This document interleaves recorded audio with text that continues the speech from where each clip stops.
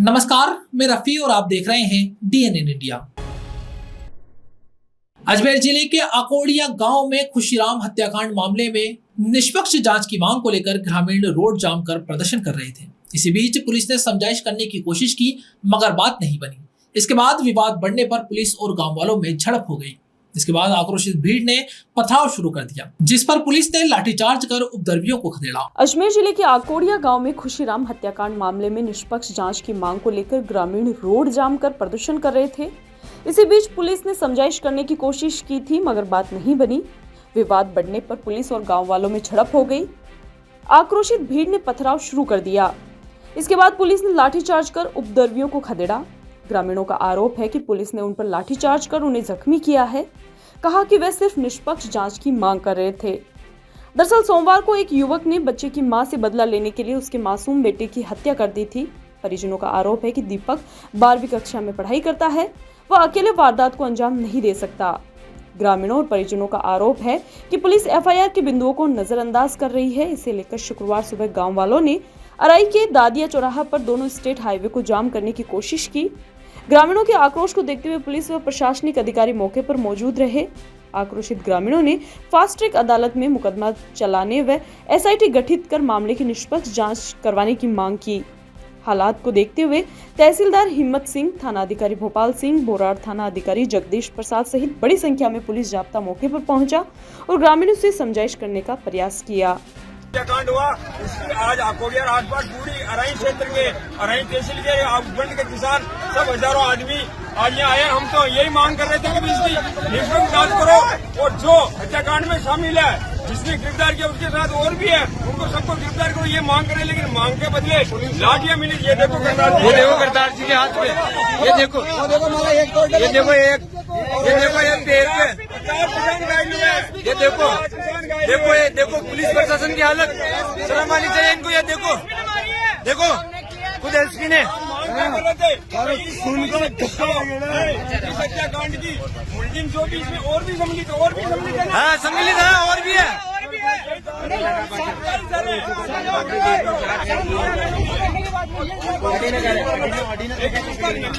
ये देखिए पुलिस प्रशासन इसमें लाठी चार्ज कर रही है बिना मतलब ही, बेवजह। अजमेर के कोतवाली थाना क्षेत्र स्थित ज्वेलरी शोरूम में चोरी का मामला सामने आया है। बुर्का पहनकर आई दो महिलाओं ने शोरूम मालिक को बातों में उलझाया और 90 ग्राम की ज्वेलरी चोरी करके फरार हो गई। चोरी की पूरी घटना शोरूम में लगे सीसीटीवी कैमरे में कैद हो गई। अजमेर के कोतवाली थाना क्षेत्र स्थित ज्वेलरी शोरूम में चोरी का मामला सामने आया है। बुर्का पहनकर आई दो महिलाओं ने ज्वेलरी शोरूम मालिक को बातों में उलझाया और 90 ग्राम की ज्वेलरी चोरी करके फरार हो गई। चोरी की पूरी हरकत शोरूम में लगे सीसीटीवी में कैद हो गई। पीड़ित ने कोतवाली पुलिस थाने में चोरी की रिपोर्ट दर्ज करवाई है, जहां पुलिस ने पीड़ित की शिकायत पर मुकदमा दर्ज कर जांच शुरू कर दी है। चूड़ी बाजार स्थित एमबी ज्वेलर्स के मालिक भगवान दास सोनी ने बताया कि बुधवार शाम 8 बजे के करीब दो बुर्का पहनकर महिलाएं आई थी। शोरूम पर आने पर दोनों महिलाओं ने 3 तोले के बैंगल्स दिखाने के लिए कहा था। बाद में दोनों महिलाओं ने पुराना सोना निकालकर उसकी एवज में नया सोना मांगा था। बार बार ज्वेलरी का रेट पूछकर बातों में उलझाया। पीड़ित ने बताया कि दोनों महिलाओं ने उन्हें बातों में उलझाया। इस दौरान शक होने पर महिलाओं को बुर्का हटाने के लिए भी कहा गया था। दोनों ने रिवाज होने की बात कहकर मना कर दिया था। दोनों ने मौका देखकर मुख्य दरवाजे के फ्रेम पर लगे 90 ग्राम के सोने का हार चोरी कर लिया, जिसकी कीमत करीब 10 लाख रुपए है।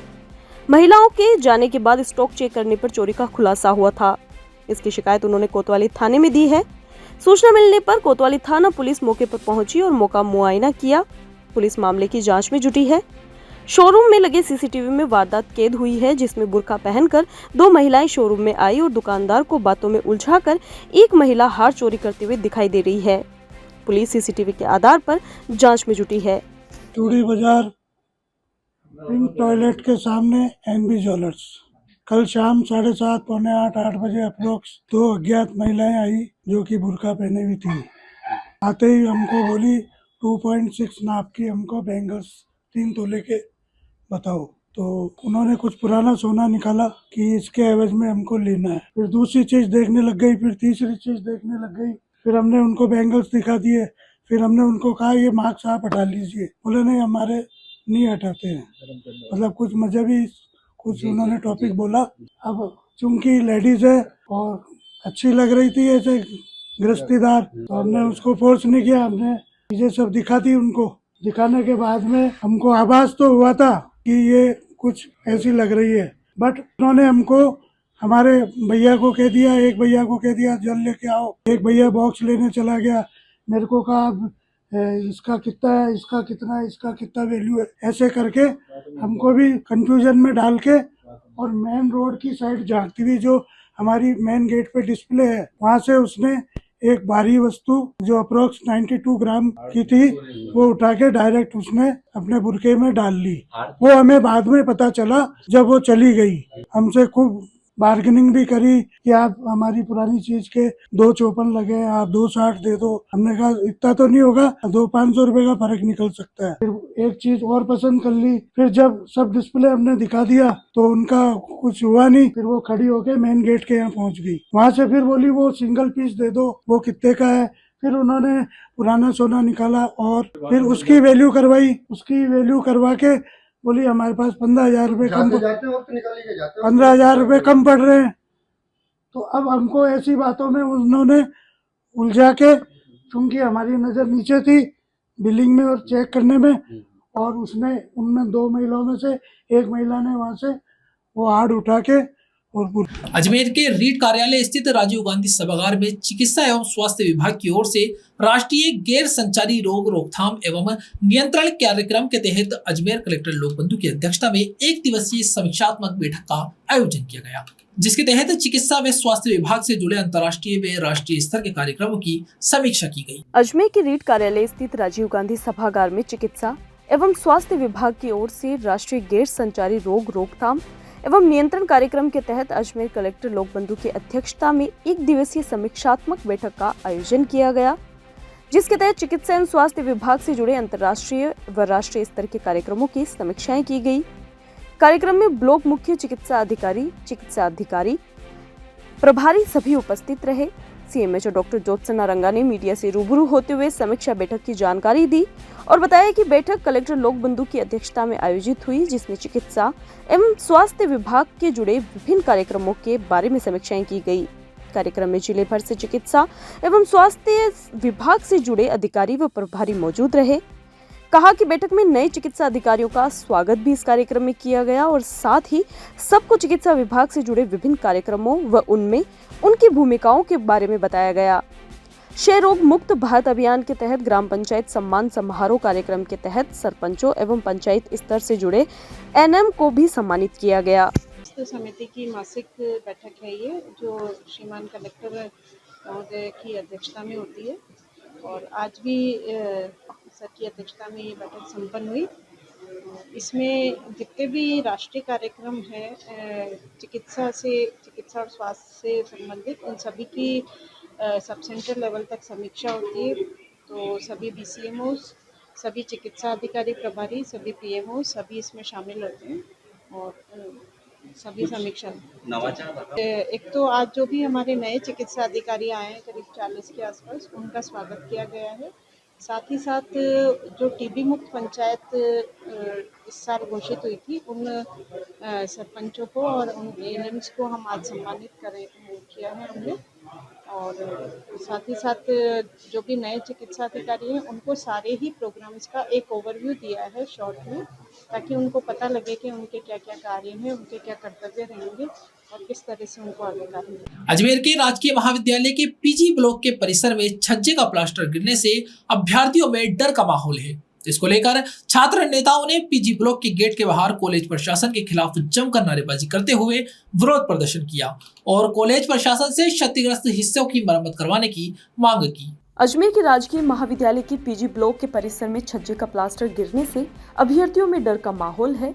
इसको लेकर छात्र नेताओं ने PG ब्लॉक के गेट के बाहर कॉलेज प्रशासन के खिलाफ जमकर नारेबाजी करते हुए विरोध प्रदर्शन किया और कॉलेज प्रशासन से क्षतिग्रस्त हिस्सों की मरम्मत की मांग की है।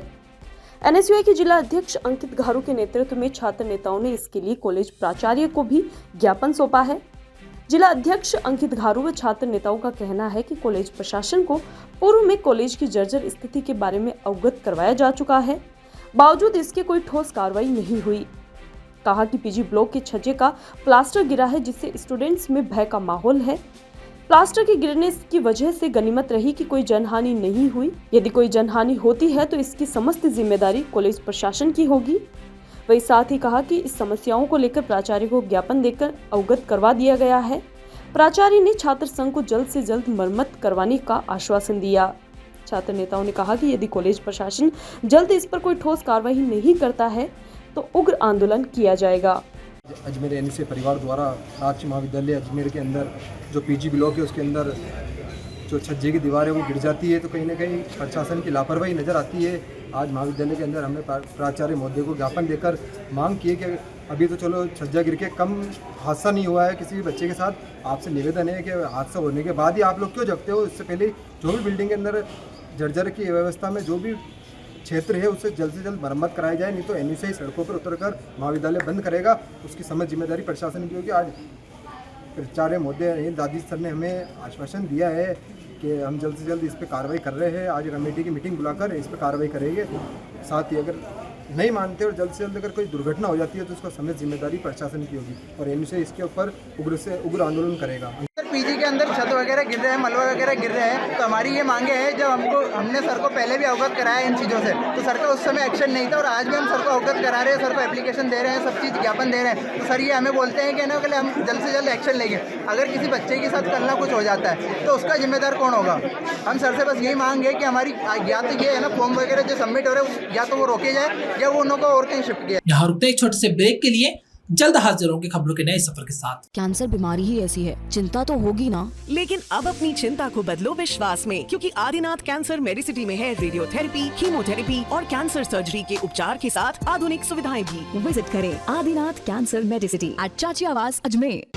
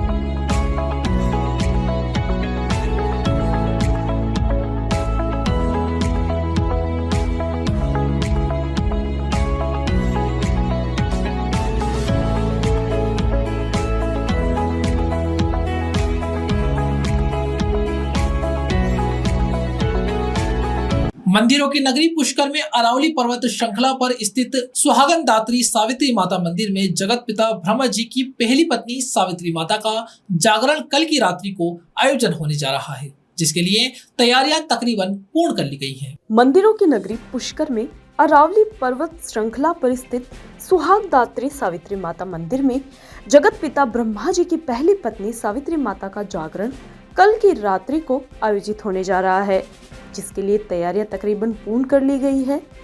सावित्री माता मंदिर में हर साल इस कार्यक्रम का आयोजन किया जाता है, जिसमें भारी संख्या में श्रद्धालु आते हैं और मां सावित्री से आशीर्वाद लेकर धर्म लाभ अर्जित करते हैं।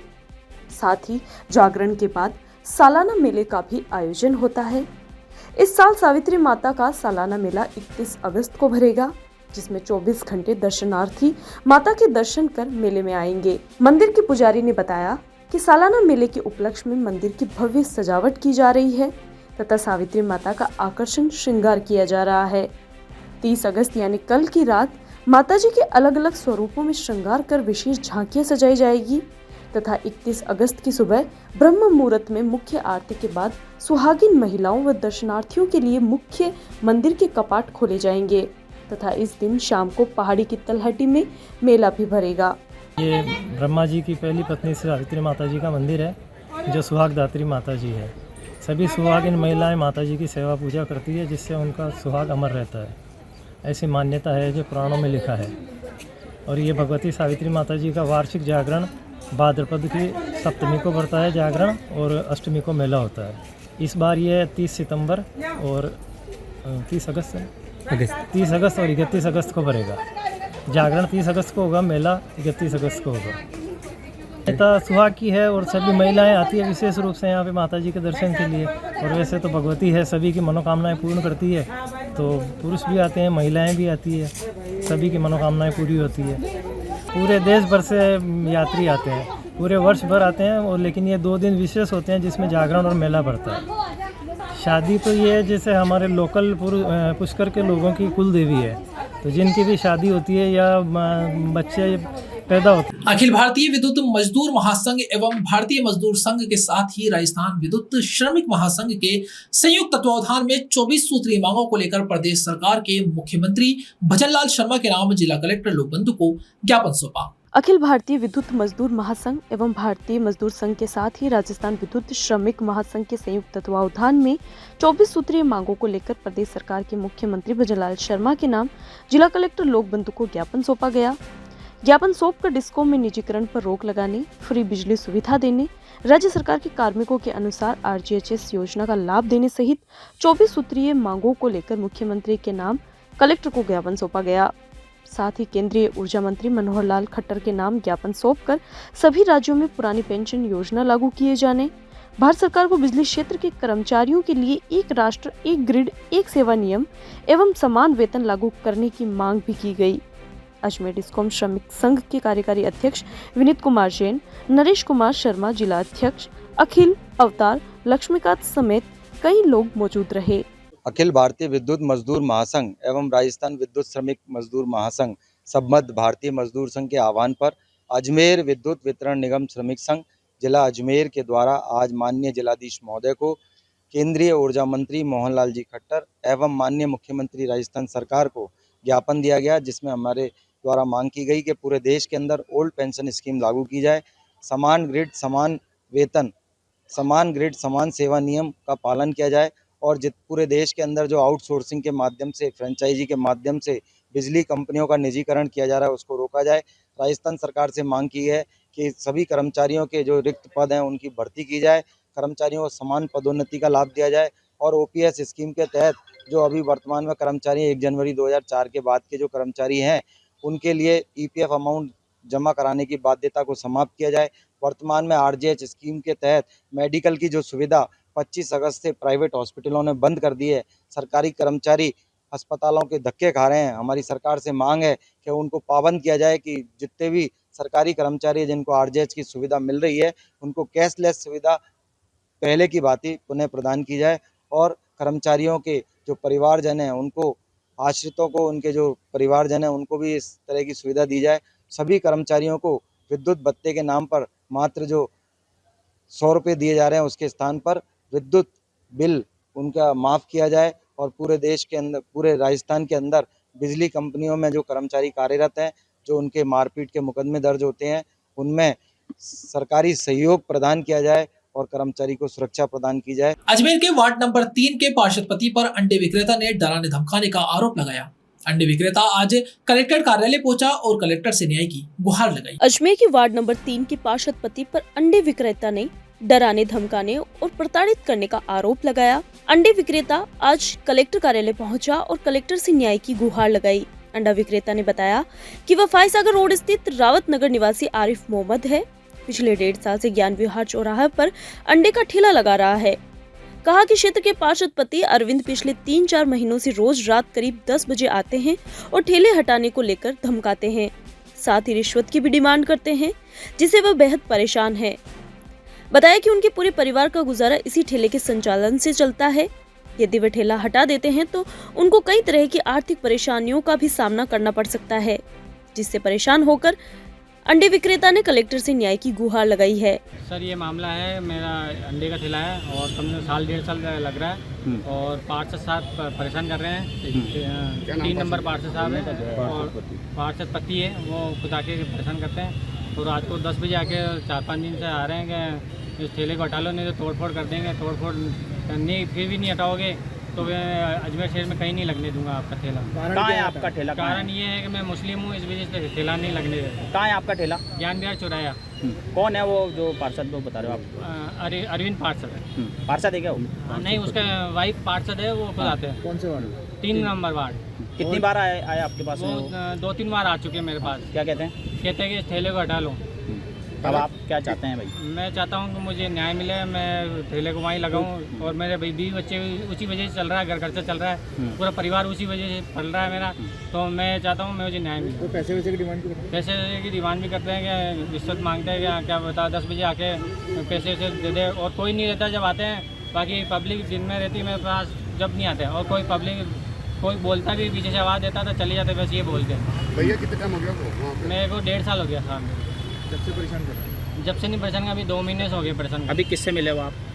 अभी कलेक्टर साहब से मिला हूँ मैं। क्या बोला उन्होंने? उन्होंने बोला हम कुछ करेंगे। ठीक है, आपका नाम बताएं। ये बात है साहब सिनेवल चौराहे की। जो ये आरिफ भाई है, उसका एक ही मुस्लिम ठेला है। आज मित्तल चौराहे से लेके टेलीफोन एक्सचेंज चौराहे तक नीचे करना है ना 100 ठेले लगे हुए हैं, लेकिन पार्षद महोदय खाली एक ही ठेले पर आके आए दिन इनको धमकाते हैं। रात्रि 10 बजे आते हैं और अगर कोई पास वाला दुकानदार जैसे उनके पक्ष में आता है वो भग जाते हैं। धमकाने का मुख्य कारण एक ही है, क्योंकि मुस्लिम ठेला एक ही है। क्या मुस्लिम को जीने का अधिकार नहीं है राजस्थान में? क्या कमा नहीं सकता? इनका परिवार कहाँ जाएगा? इसका एक भाई नेनसुख है जिसको दिखाई नहीं देखा शाम बाद, 2 छोटे बच्चे हैं, ये चाचा है। पूरा परिवार पालन पोषण उस ठेले के पीछे चल रहा है और रात्रि 10 बजे आके धमकाते हैं। और पार्षद का काम क्या है? आप विकास करो। हमने उनको कंप्लेंट करी, जहाँ आवासीय योजना में मकान में खुलेआम व्यापार चल रहा है, उनको 10 बार शिकायत की थी। धन्ना सेठ का चल रहा है, तो उसके ऊपर कार्रवाई नहीं कर रहे हैं। खाली ये लाठी गरीबों की लाठी गरीबों पर क्यों पड़ती है?